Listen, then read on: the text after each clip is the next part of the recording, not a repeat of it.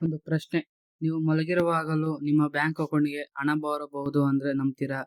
ಇದು ಯಾವುದೇ ಸ್ಕ್ಯಾಮ್ ಅಲ್ಲ, ಲಾಟರಿ ಕೂಡ ಅಲ್ಲ. ನಿಮ್ಮ ಇದು ಸ್ಟಾಕ್ ಮಾರ್ಕೆಟ್‌ನ ಡಿವಿಡೆಂಡ್. ಅಂದರೆ ಹೆಚ್ಚಿನ ಜನರಿಗೆ ಡಿವಿಡೆಂಡ್ ಬಗ್ಗೆ ಇರುವ ಸತ್ಯ ಗೊತ್ತೇ ಇಲ್ಲ. ಈ ವಿಡಿಯೋ ಮುಗಿಯುವಷ್ಟರಲ್ಲಿ ಡಿವಿಡೆಂಡ್ ಬಗ್ಗೆ ಎಲ್ಲವೂ ನಿಮಗೆ ಅರ್ಥ ಆಗುತ್ತೆ. ಬನ್ನಿ ವಿಡಿಯೋ ಶುರು ಮಾಡೋಣ. ನಮಸ್ಕಾರ ಸ್ನೇಹಿತರೆ, ನಮ್ಮ ಚಾನಲ್ಗೆ ನಿಮ್ಮೆಲ್ಲರಿಗೂ ಸ್ವಾಗತ. ಇವತ್ತು ನಮ್ಮ ಸ್ಟಾಕ್ ಮಾರ್ಕೆಟ್ನಲ್ಲಿ ಅತ್ಯಂತ ಪ್ರಮುಖ ವಿಷಯವಾದ ಡಿವಿಡೆಂಡ್ ಬಗ್ಗೆ ಸಂಪೂರ್ಣವಾಗಿ ತಿಳಿದುಕೊಳ್ಳೋಣ. ಡಿವಿಡೆಂಡ್ ಎಂದರೇನು? ಕಂಪನಿ ಏಕೆ ಡಿವಿಡೆಂಡ್ ಕೊಡುತ್ತದೆ? ಡಿವಿಡೆಂಡ್ ಕಡ್ಡಾಯವಾಗಿ ಕೊಡಬೇಕೇ? ನಷ್ಟದಲ್ಲಿದ್ದರೂ ಡಿವಿಡೆಂಡ್ ಕೊಡಬಹುದೇ? ರೆಕಾರ್ಡ್ ಡೇಟ್ ಅಂದರೆ ಏನು? ಎಕ್ಸ್ ಡೇಟ್ ಅಂದರೆ ಏನು? ಡಿವಿಡೆಂಡ್ ಈಲ್ಡ್ ಎಂದರೇನು? ಡಿವಿಡೆಂಡ್ಗೆ ಹೇಗೆ ಟ್ಯಾಕ್ಸನ್ನು ಹಾಕುತ್ತದೆ ಮತ್ತು ಕಾನೂನು ನಿಯಮಗಳು ಸೇರಿದಂತೆ ಪ್ರತಿಯೊಂದು ವಿಷಯಗಳನ್ನು ತುಂಬ ಸರಳವಾಗಿ ಕನ್ನಡದಲ್ಲಿ ತಿಳ್ಕೊಳ್ಳೋಣ. ಹೀಗಾಗಿ ಈ ವಿಡಿಯೋವನ್ನು ಕೊನೆಯವರೆಗೂ ತಪ್ಪದೆ ನೋಡಿ. ಬನ್ನಿ ವಿಡಿಯೋ ಶುರು ಮಾಡೋಣ.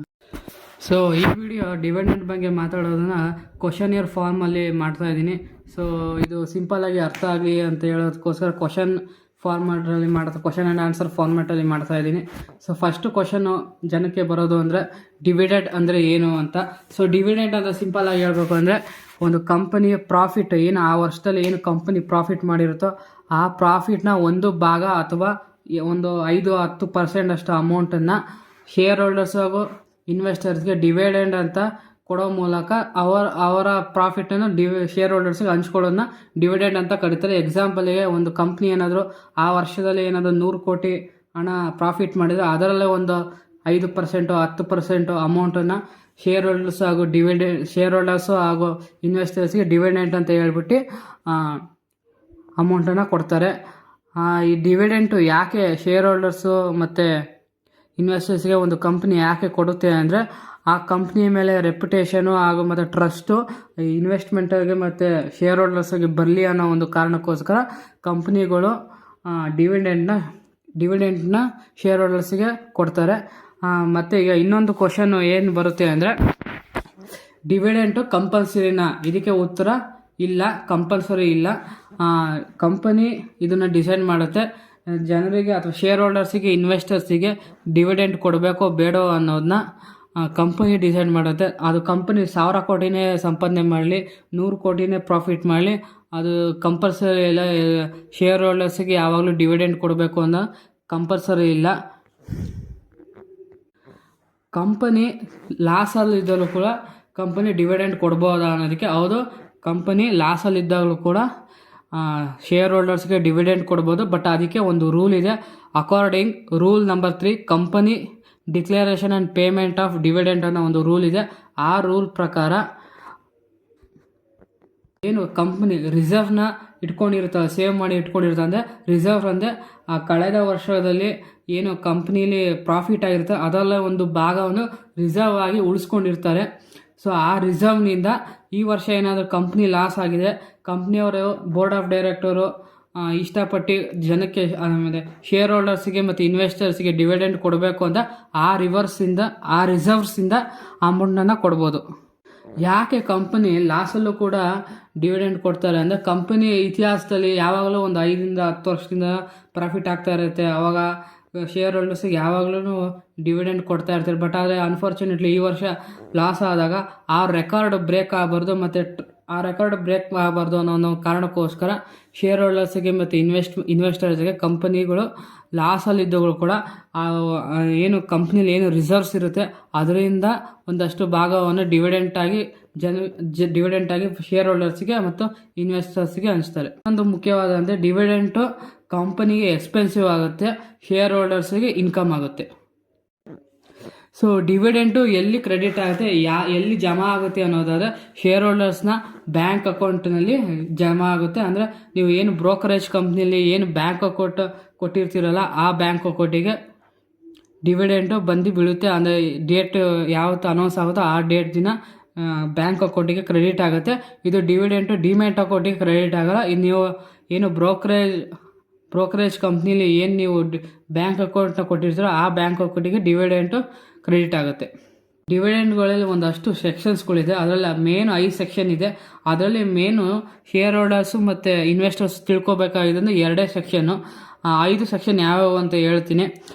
ಸೆಕ್ಷನ್ 235 ಅಂದರೆ ಟೈಪ್ಸ್ ಆಫ್ ಡಿವಿಡೆಂಡಲ್ಲಿ ಯಾವ್ಯಾವ ಟೈಪ್ಸ್ ಇದೆ ಅನ್ನೋದು ತಿಳ್ಕೊಳ್ಳೋದು. Section 123 source of dividend, section 124 unpaid dividend account, section 125 IEPF, section 126 abeyance, section 127 time limit.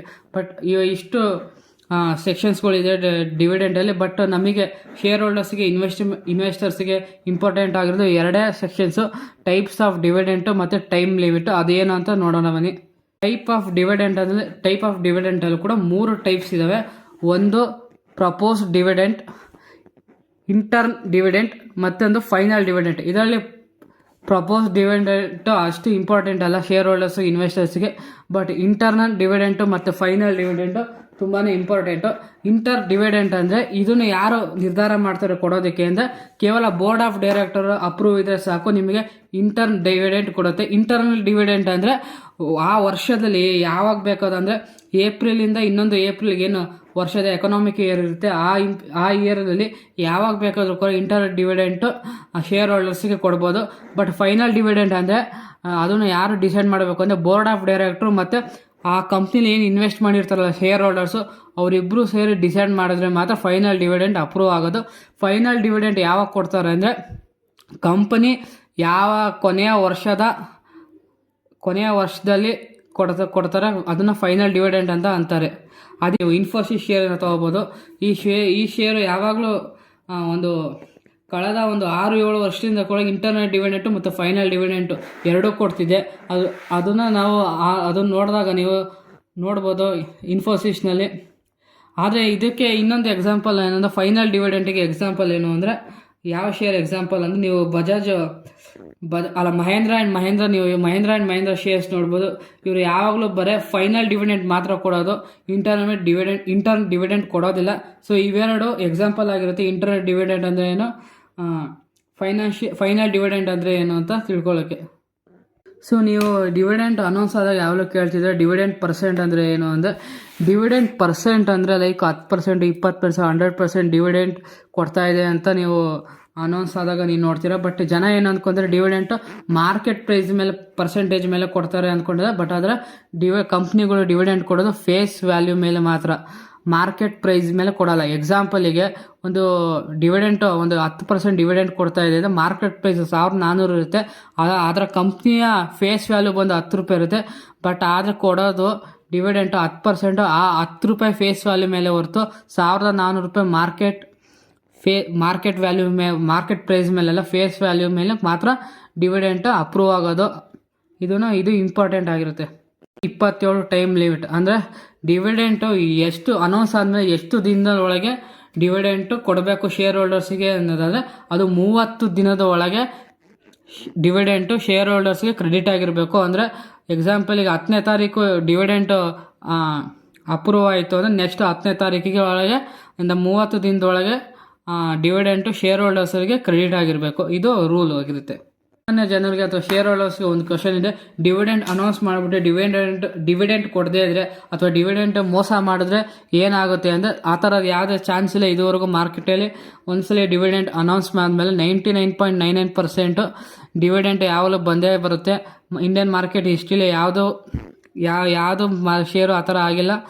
Dividend announce ಮಾಡಿದ್ಮೇಲೆ ಡಿವಿಡೆಂಟ್ ಕೊಡದೇ ಇರೋದು. ಅದೇ ಅಂದರೆ ಏನಾದರೂ ಒಂದ್ಸಲ ಏನಾದರೂ ಡಿವಿಡೆಂಟ್ ಕೊಡೋದನ್ನ ಮಿಸ್ ಆಯಿತು ಅಂದರೆ ಡೈರೆಕ್ಟರ್ಗಳು ಮಿಸ್ ಮಾಡಿದ್ರು, ಬೋರ್ಡ್ ಆಫ್ ಡೈರೆಕ್ಟರ್ ಅಥವಾ ಶೇರ್ ಹೋಲ್ಡರ್ಸ್ಗೆ ಅನೌನ್ಸ್ ಮಾಡಿಬಿಟ್ಟು ಬೋರ್ಡ್ ಆಫ್ ಡೈರೆಕ್ಟರ್ ಮಿಸ್ ಮಾಡಿದ್ರು ಅಂದರೆ ಆ ಡಿವಿಡೆಂಟ್ ಏನು ಕೊಟ್ಟಿರ್ತಾರಲ್ಲ ಅದಕ್ಕೆ ಸಿಂಪಲ್ ಇಂಟ್ರೆಸ್ಟಾಗಿ 18% ಫೈನ್ ಕಟ್ಟಬೇಕು. ಅದೇ dividend board of directors dividend ಕೊಡಲಿ ಅಂದರೆ ಶೇರ್ ಹೋಲ್ಡರ್ಸ್ಗೆ. ಅದಾದಮೇಲೆ ಎವ್ರಿ ಡೇ 1000 ರೂಪಾಯಿ ಪೇ ಮಾಡಬೇಕಾಗತ್ತೆ. ಡಿವಿಡೆಂಟ್ ಕೊಡಲಿಲ್ಲ ಅಂದರೆ ಜನಕ್ಕೆ ಅಥವಾ ಶೇರ್ ಹೋಲ್ಡರ್ಸ್ಗೆ ಕೊಡಲಿಲ್ಲ ಅಂದರೆ ಡಿವಿಡೆಂಟ 1000 ರೂಪಾಯಿ 1000 ರೂಪೀಸ್ ಪೇ ಮಾಡಬೇಕಾಗುತ್ತೆ ಎವ್ರಿ ಡೇ.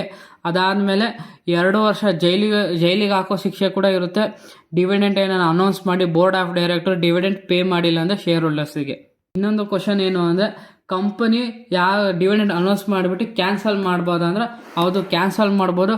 ಅದು ಯಾವಾಗ ಅಂದರೆ ಕಂಪ್ನಿ ಏನಾದರೂ ಅನಾಹುತ ಆದಾಗ ಅಥವಾ ಏನಾದರೂ ಆಕ್ಸಿಡೆಂಟ್ ಆದಾಗ, ಅನಾಹುತ ಆದಾಗ, ತುಂಬಾ ಲಾಸ್ ಆದಾಗ, ಬೇರೆ ಥರದ ಏನಾದರೂ ದೇಶದಲ್ಲಿ ಏನಾದರೂ ಒಂದು ಏನಾದರೂ ಚಟುವಟಿಕೆ ಆದಾಗ ಅಲ್ಲಿ ಕಂಪ್ನಿಗೆ ಲಾಸ್ ಆಗುತ್ತೆ, ತಕ್ಷಣ ಲಾಸ್ ಆಗುತ್ತೆ, ಕಂಪ್ನಿ ಮುಳುಗೋಗೋ ಪರಿಸ್ಥಿತಿ ಬಂದಾಗ ಆವಾಗ ಮುಳುಗೋದಾಗಲೇ ಕಂಪ್ನಿ ಡಿವಿಡೆಂಡ್ ದುಡ್ಡೇ ಇರಲ್ಲ, ಆವಾಗ ಡಿವಿಡೆಂಡ್ ಕೊಡೋದು, ಡಿವಿಡೆಂಡು ಕ್ಯಾನ್ಸಲ್ ಕೂಡ ಮಾಡ್ಬೋದು. ಕಂಪ್ನಿನೇ ಮುಚ್ಚೋಯ್ತು ಅಂದರೆ ನೀವು ಅನೌನ್ಸ್ಮೆಂಟ್ ಆದಮೇಲೆ ತಕ್ಷಣ ಏನಾದರೂ ಒಂದು ಘಟನೆಗಳು ಅದೇ ಕಂಪ್ನಿನೇ ಮುಚ್ಚೋಗೋ ಪರಿಸ್ಥಿತಿ ಬಂದಾಗ ಆವಾಗ ಡಿವಿಡೆಂಟ್ ಆಟೋಮೆಟಿಕ್ಲಿ ಕ್ಯಾನ್ಸಲ್ ಆಗುತ್ತೆ. ಡಿವಿಡೆಂಟಲ್ಲಿ ಡೇಟ್ಸ್ ನೋಡೋದಾದ್ರೆ ಡಿವಿಡೆಂಟು ಎರಡು ಡೇಟ್ ಇರುತ್ತೆ. ಒಂದು ರೆಕಾರ್ಡ್ ಡೇಟು, ಒಂದು ಎಕ್ಸ್ ಡೇಟು. ಇದು record date board of direct corporation refer ಮಾಡ್ತಾರೆ. ಈ ಡೇಟ್ನ ರೆಕಾರ್ಡ್ ಡೇಟ್ ಯಾವತ್ತು ಅಂತ ನಾವು ಶೇರ್ ಹೋಲ್ಡರ್ಸ್ ತಿಳ್ಕೊಬೇಕಾಗಿದೆ ಅಂತ ಏನು ಅಂದರೆ ಎಕ್ಸ್ ಡೇಟು ಅಂದರೆ ಆ ಎಕ್ಸ್ ಡೇಟ್ ಏನು ಅನೌನ್ಸ್ ಮಾಡಿರ್ತಾರೆ ಆ ಅನೌನ್ಸ್ ಮಾಡೋದ್ರ ಒಳಗೇನೆ ನಮ್ಮ ಶೇರ್ನ ಬುಕ್ ಆಫ್ ರೆಕಾರ್ಡ್ ಒಳಗೆ ಇರಬೇಕು. ಕಂಪ್ನಿಯ ರೆಕಾರ್ಡ್ ಒಳಗೆ ನಮ್ಮ ಶೇರ್ಸ್ಗಳು ಆ ಬುಕ್ಕಲ್ಲಿ ತೋರಿಸ್ಬೇಕು. ಆವಾಗ ಮಾತ್ರ ನಿಮಗೆ ಡಿವಿಡೆಂಡ್ ಸಿಗೋದು. ಅಂದರೆ ಎಕ್ಸಾಂಪಲಿಗೆ 10ನೇ ತಾರೀಕು ಎಕ್ಸ್ ಡೇಟ್ ಇದೆ, 10ನೇ ತಾರೀಕಿಂತ ಮುಂಚೆ 7, 8, 9ನೇ ತಾರೀಕು ಒಳಗೆ ನೀವು ಶೇರ್ನ ತೊಗೊಂಡು ಕಂಪ್ನಿಯಲ್ಲಿ ಒಂದು ಭಾಗ ಆಗಿರಬೇಕು. ಆವಾಗ ಮಾತ್ರ ನಿಮಗೆ ಆ ಶೇರ್ಗೆ ಡಿವಿಡೆಂಡ್ ಕೊಡೋದು, ಇಲ್ಲಾಂದರೆ ಡಿವಿಡೆಂಡ್ ಕೊಡಲ್ಲ. ಅಕಸ್ಮಾತ್ 10ನೇ ತಾರೀಕು ಭಾನುವಾರ ಬಂತು ಅಥವಾ ಹಾಲಿಡೇ ಬಂತು ಅಂದರೆ ಅದರ ಹಿಂದಿನ ದಿನ ಏನಿರುತ್ತೋ ಮಾರ್ಕೆಟ್ ಅವರ್ ಏನಿರುತ್ತೋ ಆ ದಿನ ನೀವು ಬೈ ಮಾಡಿಬಿಟ್ಟು ಶೇರ್ನ ಡಿವಿಡೆಂಡಿಗೆ ಎಲಿಜಿಬಲ್ ಆಗ್ಬೋದು. ಡಿವಿಡೆಂಟ್ ಕೊಡ್ತಾ ಇದ್ದಾರೆ, ಡೇಟ್ಗಳು ಎಲ್ಲಿ ಸಿಗುತ್ತೆ, ಎಲ್ಲಿ ನೋಡ್ಬೇಕು ನಾವು ಅನ್ನೋದು ಸಿಂಪಲ್ ಆಗಿ NSEಗೆ ಹೋಗಿ ಅಲ್ಲಿ ಕಂಪ್ನಿಯ ನೇಮ್ ಸರ್ಚ್ ಮಾಡೋವಾಗ ಕಾರ್ಪೊರೇಟ್ ಆ್ಯಕ್ಷನ್ ಅಂತ ಇರುತ್ತೆ. ಸರ್ಚ್ ಮಾಡಿದ್ಮೇಲೆ ಕಾರ್ಪೊರೇಟ್ ಆ್ಯಕ್ಷನ್ ಅಂತ ಇರುತ್ತೆ, ಅಲ್ಲಿ ಏನು ಅನೌನ್ಸ್ಮೆಂಟ್ ಆಗಿರ್ತೋ ಅವೆಲ್ಲ ಬರುತ್ತೆ. ಅಲ್ಲಿ ಡಿವಿಡೆಂಟಿಂದು ಒಂದು PDF ಅಥವಾ ಏನಾದರೂ ಒಂದು ರೆಕಾರ್ಡ್ಸ್ಗಳು ಇರುತ್ತೆ. ಅಲ್ಲೋಗಿ ನೀವು ಚೆಕ್ ಮಾಡ್ಬೋದು ಎಕ್ಸ್ ಡೇಟ್ ಯಾವತ್ತೋ, ಇಶ್ಯೂ ಡೇಟ್ ಯಾವತ್ತೋ ಅಂತ ಆ NSE ವೆಬ್ಸೈಟಲ್ಲಿ ಅಥವಾ ಬೇರೆ ವೆಬ್ಸೈಟ್ಗಳು ಅಂದರೆ ಸ್ಕ್ರೀನರು, ಟಿಕರ್ ಟೇಪು ಆ ವೆಬ್ಸೈಟ್ಗಳಲ್ಲೂ ನಿಮಗೆ ಈಸಿಯಾಗಿ ಸಿಗುತ್ತೆ. ಡಿವಿಡೆಂಡ್ ಹೀಲ್ಡ್ ಅಂದರೆ ಏನು? ಡಿವಿಡೆಂಡ್ ಹೀಲ್ಡ್ ಅಂದರೆ ಅದಕ್ಕೆ ಒಂದು ಫಾರ್ಮುಲಾ ಇದೆ. ಡಿವಿಡೆಂಡ್ ಹೀಲ್ಡ್ ಅಂದರೆ ಎಷ್ಟು ಪರ್ಸೆಂಟೇಜ್ ಕೊಡ್ತಾರೆ ಅನ್ನೋದನ್ನು ಕಂಡುಹಿಡಿಯೋದಕ್ಕೆ ಒಂದು ಫಾರ್ಮುಲಾ ಇದೆ. ಡಿವಿಡೆಂಡ್ ಹೀಲ್ಡ್ ಅಂದರೆ cash dividend per share divided by market price per share into 100 ಅನ್ನೋದು ಒಂದು ಫಾರ್ಮುಲಾ ಆಗಿರುತ್ತೆ. ಎಕ್ಸಾಂಪಲಿಗೆ ಕ್ಯಾಶ್ ಡಿವಿಡೆಂಡ್ ಪರ್ ಶೇರ್ ಅಂದರೆ ಡಿವಿಡೆಂಡ್ ಅನೌನ್ಸ್ ಮಾಡ್ತಾರೆ ಆ ಅಮೌಂಟ್ 20 ರೂಪಾಯಿ ಆಗಿದ್ದು, ಮಾರ್ಕೆಟ್ ಪರ್ ಶೇರ್ ಅಂತ ಇದೆ 1000 ರೂಪಾಯಿ ಆಗಿದೆ, ಡಿವೈಡೆಡ್ ಬೈ 100 ಅಂತ ಮಾಡಿದ್ರೆ ಇಂಟು 100 ಮಾಡಿದಾಗ ಅದಕ್ಕೆ 2% ಅಂತ ಬರುತ್ತೆ. ಅಂದರೆ 2% ಡಿವಿಡೆಂಡ್ ಸಿಕ್ಕಿದೆ ಅಂದರೆ ಇದಕ್ಕೆ ಒಂದು ಉತ್ತರ ಆಗುತ್ತೆ. ಈ ರೀತಿ ಡಿವಿಡೆಂಡ್ ಹೀಲ್ಡ್ ಪರ್ಸೆಂಟೇಜ್ ಇರುತ್ತೆ. ಕೆಲವೊಂದು ಸ್ಟಾಕ್ಗಳು ಡಿವಿಡೆಂಡ್ ಹೀಲ್ಡ್ ಜಾಸ್ತಿ ಪರ್ಸೆಂಟೇಜ್ ಇದೆ ಅಂತ ಒಂದು ಇರುತ್ತೆ. ನಮ್ಮ ಮಿಸ್ಟೇಕ್ ಮಾಡ್ಕೊಂಡು ಕೆಲವೊಂದು ಇನ್ವೆಸ್ಟರ್ಸ್ಗಳು ಶೇರ್ಸ್ನ ಬೈ ಮಾಡ್ತಾರೆ. ಯಾವ ಕಂಪ್ನಿ ಡಿವಿಡೆಂಡ್ ಹೀಲ್ಡ್ ಒಂದೇ ಸಲ ಜಾಸ್ತಿ ಆಗ್ತಾ ಇರುತ್ತೆ ಅಂದರೆ ಅಲ್ಲಿ ಮಾರ್ಕೆಟ್ ಪ್ರೈಸ್ ಕೂಡ ಅಂದರೆ ಫೇಸ್ ವ್ಯಾಲ್ಯೂ ಕೂಡ ಕಮ್ಮಿ ಆಗ್ತಿರುತ್ತೆ ಶೇರ್ದು, ಆವಾಗ ಡಿವಿಡೆಂಡ್ ಹೀಲ್ಡ್ ಜಾಸ್ತಿ ತೋರಿಸುತ್ತೆ. ಅಂದರೆ ಆ ಕಂಪ್ನಿ ಆಗ ಲಾಸಲ್ಲಿ ನಡೀತಾ ಇದೆ ಅಥವಾ ಮಾರ್ಕೆಟ್ ಪ್ರೈಸು ಕೆಳಗೆ ಬಿದ್ದಿದೆ ಅಂತ ಅರ್ಥ. ಸೊ ಅದನ್ನು ಡಿವಿಡೆಂಡ್ ಹೀಲ್ಡ್ನ ನೋಡ್ಕೊಂಡು ಯಾರು ಕೂಡ ಸ್ಟಾಕ್ಸ್ನ ಪರ್ಚೇಸ್ ಮಾಡಬಾರ್ದು. ಡಿವಿಡೆಂಡ್ನಲ್ಲಿ ಬರುವಂಥ ಟ್ಯಾಕ್ಸ್ಗಳು, ಮುಂಚೆ ಟ್ಯಾಕ್ಸ್ ರೂಲ್ ಪ್ರಕಾರ ಕಂಪನಿ DDT ತೊಗೊತಿದ್ದು ಅಂದರೆ ಡಿವಿಡೆಂಡ್ ಟ್ಯಾಕ್ಸ್ನ ಕಂಪ್ನಿ ಮೇಲೆ ಆಗ್ತಿತ್ತು ಸರ್ಕಾರ. ಬಟ್ ಆದರೆ ಇವಾಗ ಆ ಕಂಪ್ನಿಯ ಏನು ಡಿವಿಡೆಂಟ್ನ ಪ್ರಾಫಿಟ್ ಏನಿದೆ, ಡಿವಿಡೆಂಟ್ ಏನು ತೊಗೊತಾರೆ ಶೇರ್ ಹೋಲ್ಡರ್ಸಿಗೆ ಬರುತ್ತೋ ಅದು ಇವಾಗ ಇನ್ವೆಸ್ಟರ್ಸಿಗೆ ಆಗ್ತಾ ಇದ್ದಾರೆ. ಬಟ್ ಕಂಪ್ನಿ ಮೇಲೆ ಆಗಲ್ಲ. ಅಂದರೆ 20% ಸ್ಲ್ಯಾಬ್ದಲ್ಲಿ ನೀವೇನಾದರೂ ಇದ್ದರೆ ಅಂದರೆ 20% ಸ್ಲ್ಯಾಬ್ ಟ್ಯಾಕ್ಸ್ನಲ್ಲಿ ಬಂದರೆ ನಿಮಗೆ ಅವಾಗ ಡಿವಿಡೆಂಟು ಟ್ಯಾಕ್ಸಬಲ್ ಆಗುತ್ತೆ, ಇಲ್ಲ ಅಂದರೆ ಟ್ಯಾಕ್ಸ್ ಕಟ್ಟೋಂಗಿಲ್ಲ. ಸೊ ಇದು ಇಷ್ಟು ಆಗಿರುತ್ತೆ ಡಿವಿಡೆಂಟು. ನಿಮಗೆ ಇದು ಅರ್ಥ ಆಗಿದೆ ಅಂತ ಅಂದ್ಕೊತೀನಿ. ಈ ಚಾನಲ್ಗೆ ದಯವಿಟ್ಟು ಸಬ್ಸ್ಕ್ರೈಬ್ ಮಾಡಿ ಹಾಗೂ ಬೆಲ್ ಐಕಾನ್ ಕೂಡ ಒತ್ತಿ. ಮುಂದಿನ ವಿಡಿಯೋದಲ್ಲಿ ಸಿಗೋಣ. ಬಾಯ್.